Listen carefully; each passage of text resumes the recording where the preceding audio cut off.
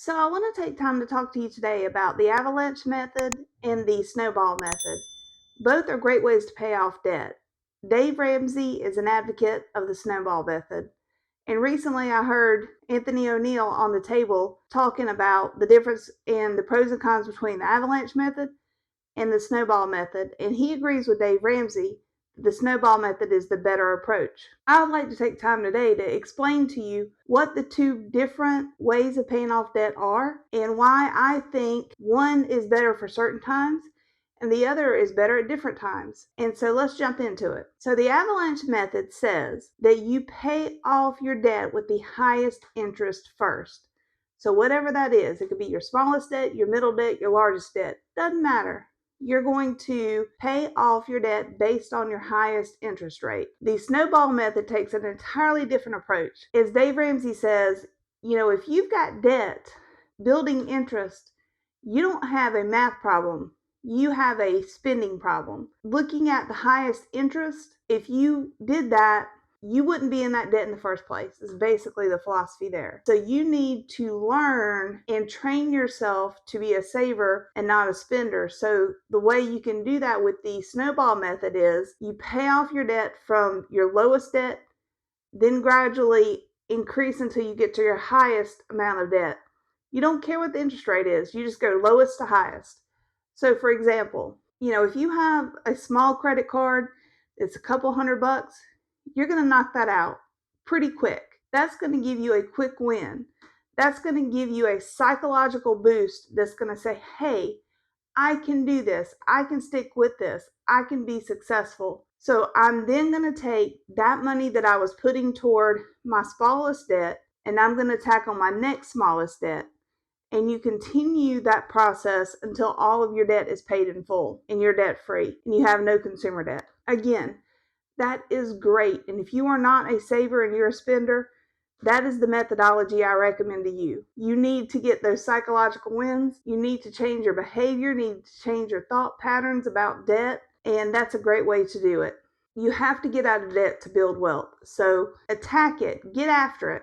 Get that debt paid off so that you can build wealth. Again, the one caveat I want to stress again is do not do this in lieu of saving, because saving for retirement, compound interest, the genius of it is time, decades. So the sooner and the younger you are when you start investing for your retirement, the more you're going to have. So if you're 20 something, $100 a month, put into your retirement fund, take the rest of it and pay off your debt. But don't do the debt snowball in lieu of putting anything toward your savings. You need to do both in parallel.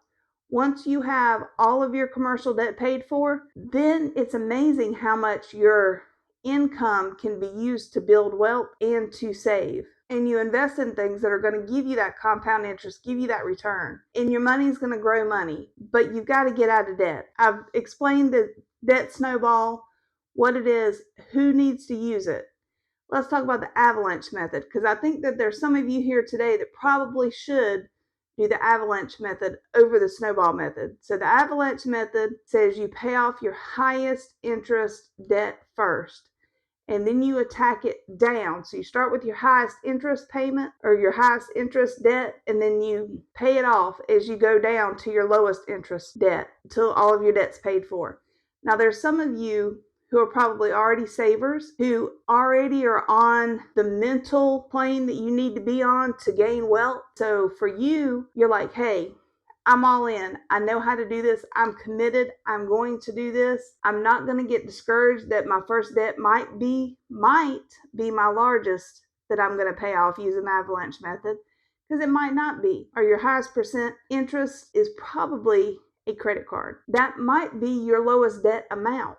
So that might be the first thing you pay off with the Avalanche method, but it might not be. If your highest interest payment is your student loans or something that, you're looking at years before you're going to be able to pay it off, well then, if you need that psychological win, that's not going to be what you're going to tackle first. But if you already passed that and you're already committed and you say, you know what, I don't need the psychological win, I'm all in. I'm going to focus on how can I pay off my debt as fast as possible. well, then you're going to want to pay off your highest interest debt first. As you pay that down, be aware that initially it's not going to look like much. You're mostly going to be paying interest. Then as you continue to pay, you're going to start eating into that principal balance, and that's when you're going to start to see it drop. You can always, and I do this by the way, add in the memo line, extra to principal. So that means, if you have a credit card, for example, and you are going to pay it off first because it's the highest interest rate, and your monthly bill is maybe it's only $32 minimum required payment because you don't have a lot on that credit card, you don't have a lot of debt. What you're going to do is you're going to pay $50 or $100 a month, and you're going to write in the memo line extra to principal so that they know anything above the minimum payment should go toward your principal, not toward paying additional interest. This is especially important once you're at the point that you're wanting to pay off your house. This house, for example, when I bought it for $548,000, which sounds like a lot, and believe me, it is a lot. But for 5,000 square foot and an acre and 255 foot of shoreline on a lake with a boat in my backyard and deep water lot, I cannot complain about the price that I got. I got my house $200,000 under what the appraisal value was. So I bought this house initially with $200,000 worth of equity. Now, I'm not saying you're ever going to be able to buy a house with that type of situation. I got extremely lucky. I was educated. I negotiated. This is my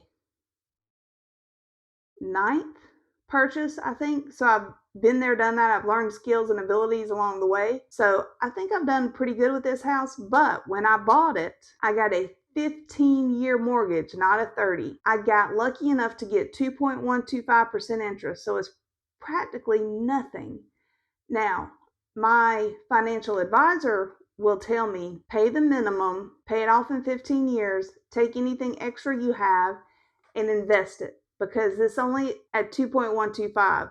The smarter play is to invest anything extra into investments and investment vehicles that can grow with me. I have taken a different approach. As a woman, I can be emotional about money sometimes. I think we all can. There's a lot of emotion tied to money and things a lot of times, and I wanted the security of having my house paid off as soon as possible, so I never had to worry about would my family have a roof over our head. Because let me tell you, once your mortgage is paid in full and your house is paid off, your monthly living expenses are next to nothing. You can cover those pretty easy. So that was my goal. I wanted a house paid in full that I did not have to worry about if everything went to hell in a handbasket.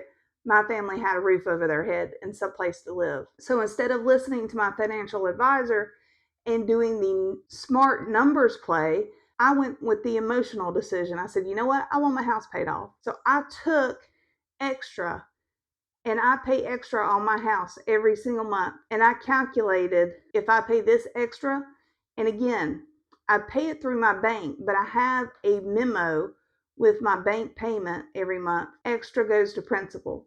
So when I think Wells Fargo owns the bank note for the house at the time, it's been sold a couple of times, but I think Wells Fargo is my current mortgage lender. And so when Wells Fargo gets my payment, they know that the extra amount goes direct to pay down my principal. So I will have this house paid off in full for my 55th birthday. That was what I wanted. That's what I calculated. I knew that I could make it happen, and that's what I'm doing. I put a plan in place. I'm executing it. I've got it automated where my bank automatically does it every month. I don't think about it. When I turn 55, I'm going to own this house outright. And that, to me, even though it's not the smart financial play that I should be putting more money into investing, for me, the emotional decision was more important. I want you to keep in mind that sometimes the best thing and the smart thing from an accounting standpoint and from a math and number standpoint might make sense, but sometimes as women, we make the emotional decision. And that's okay if we're doing it from a place of, we're making a conscious decision. We are doing it fully knowing all of the information. We are in control. We're not just blowing it. We're not spending it on wants. We're not throwing money, after materialistic items that don't bring us long-term peace and long-term joy. So as long as you are making a conscious decision in what to do with your money, it's okay if you make an emotional decision like I did about this house. Going back to the Avalanche method of paying off debt, if you are in the right mindset where you don't need the quick win, your credit card, low balance credit card, might be your highest interest. It might be a quick win for you. You should already have all your debt. You should already know what that is for your budget. You got all your commercial debt that you've pulled, and you know what that is. You've input it into your budget. Now you sit down with that debt and say, okay, how am I going to pay this debt off? Make a hard judgment on yourself. Are you a person that can do the Avalanche method, or are you somebody that needs to do the Snowball method? And neither one of them are wrong.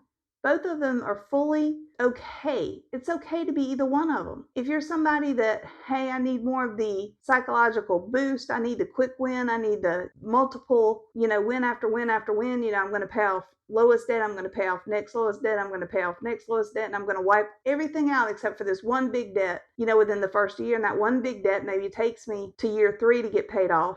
That's fine. If you're somebody that's already all in and you have consciously made the decision, I'm going to be a saver, I'm not going to be a spender, and I want to use the Avalanche method because I want to pay off the debt as fast as possible and pay the least amount for the debt that I can, then you're going to use the Avalanche method. You're going to start at your highest interest rate, whatever that is. You're going to pay it off and then go to your next highest interest rate and down from there. It may feel like less wins and it may feel like it's taking you longer, but you're going to pay less for that debt over time because you're paying off your highest interest. And so keep that in mind. Both of them are completely valid. Whichever debt method you choose is absolutely fine for your situation. As long as you pay off debt and you follow some of these steps, you're going to be wealthy. Now, wealth is defined differently for everybody. Wealth is a way to, at least for me, wealth is a way to remove anxiety and stress. So it removes things from my life that prevent me from being happy. Therefore, I am happier. I'm not saying that money makes you happy. But I'm telling you, for me, having money removes a lot of the things that made me unhappy and prevented me from being happy. So just keep that in mind. Wealth is something that I think all women should attain.